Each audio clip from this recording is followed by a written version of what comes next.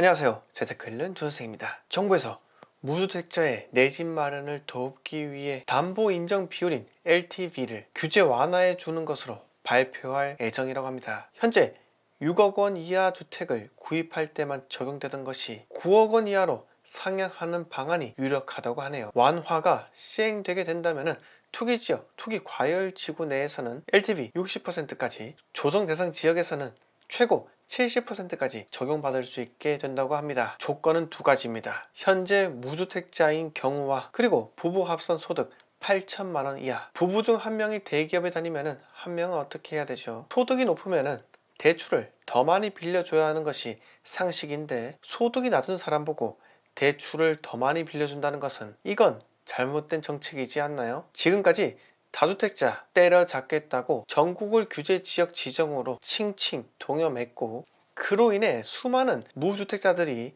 내 집 마련 할 수도 없게끔 만들었고, 집을 살 수도 없었던 무주택자와 집을 미리 사버린 1주택자 간의 격차가 어마어마하게 벌어지게 되었죠. 원래는 집값이 오르면 더 좋은 집으로 이사를 가고자 하는 것이 인간의 본성인데, 다주택자들에게는 양도세 중과를 때려버리니 이 점으로 인해 시장에서는 매물 급감과 잠김 현상이 발생하게 되었죠. 지금 사지 않으면 더 강한 규제를 때릴 것이다 라는 부동산에 대한 온갖 공포감을 조성하는 시그널을 시장에 주입하게 되니, 매수하려는 사람 숫자는 점점 증가하게 된 반면 매도하려는 사람의 숫자는 자타이로 감소하게 되니 집값은 폭등하게 된 것입니다. 그런데 여기서 무주택자들에게 10% 추가적 대출을 해준다고 하니 저는 집값 폭등 또다시 일어날 것이라 생각이 듭니다. 단 한 가지 이유에서 출발하는 겁니다. 공급은 없는데 수요는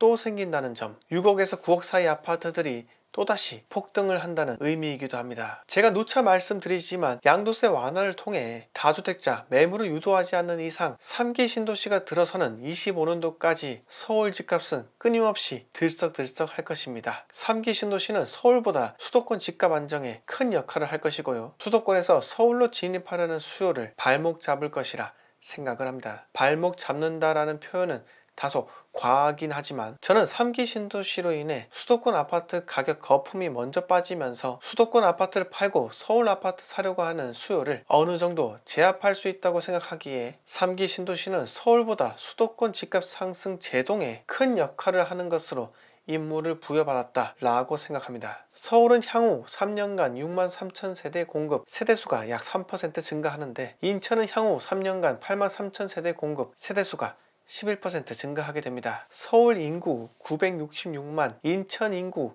294만인데도 불구하고 인천이 압도적으로 입주 물량을 쏟아낼 예정인 거죠. 서울 아파트 소유자분들 상승 기차에서 떨어지지 않도록 붙들어 매시기 바랍니다. 다음 이야기로 넘어가겠습니다. 다가오는 4월에는 재보궐선거가 예정이 되어 있죠. 서울시장, 부산시장 선거, 대한민국에서 가장 큰 도시와 제2도시의 미래를 이끌어갈 시장 선거는 당연히 향후 부동산 시장 방향에 큰 영향을 줍니다. 부산은 앞으로 입주 물량이 상당히 많이 예정되어 있기 때문에 그 누가 당선된다 하더라도 뭔가를 하는 척이라도 한다면 집값 안정화를 하겠다는 공약을 아주 쉽게 달성하게 됩니다. 게다가 부산에는 엄청나게 많은 재개발과 재건축 사업이 순탄하게 흘러가고 있기 때문에 어떤 후보자가 와서 제가 부산을 천지개벽하게 만들겠습니다 라고 말해도 공약이 이행되지 않을 확률은 거의 없다고 해도 무방할 정도죠. 그러나 서울은 다릅니다. 과거에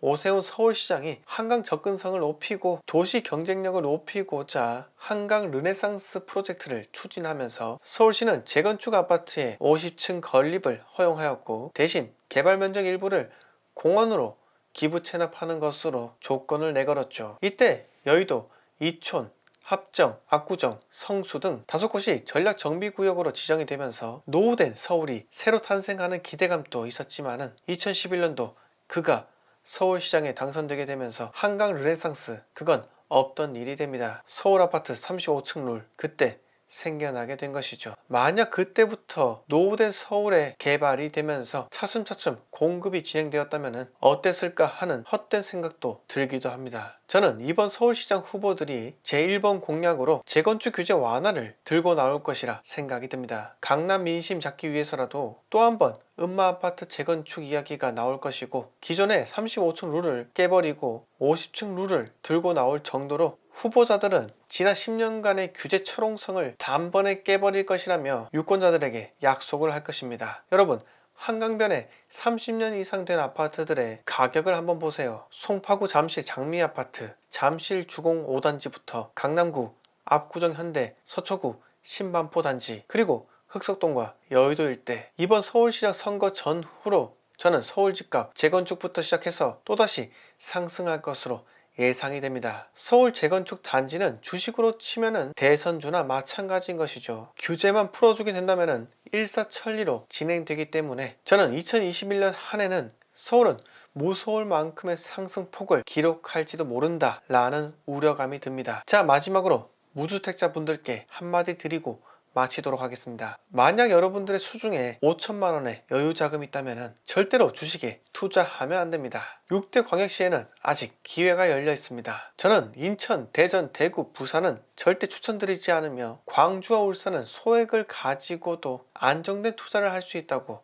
생각이 듭니다. 광주, 울산이 영원히 좋다는 것이 아니라 현 시점은 광주, 울산이 좋고, 현 시점에는 인천, 대전, 대구, 부산은 좋지 않다는 것을 말씀드리고 싶은 거예요. 자꾸 꼬투리 잡지 마시고요. 자, 여러 지역과의 비교를 통해 어디가 저평가되어 있는지를 우선적으로 확인해 보신 후 가장 좋은 A급지에서 구축이라도 좋으니 5천만 원으로 가능한지 여부를 꼭 따져보시고요. 내가 서울 아파트를 사야 하는 원대한 꿈이 있다면 지방광역시부터 차근차근 진행을 해서 40대 중반에 서울에 내 집 마련하는 것을 목표로 삼으시고 지금부터 실행에 옮기시기 바랍니다. 서울 아파트 매수 기회는 반드시 찾아오기 마련입니다. 그냥 지금은 내 돈 모아서 그때가 되면은 한번 검토해 볼게, 그때가 되면 사야지, 이렇게 생각한다면은 정작 기회가 오더라도 그 기회가 진짜 기회인지도 모른 채 또 지나갈 확률이 높습니다. 지방에서 첫 스타트를 한다 하더라도 부동산에 대한 시야가 넓어지지 않는 것이 아닙니다. 지방 투자를 시작한다면 늘 부동산 시장에 대해 관심을 갖고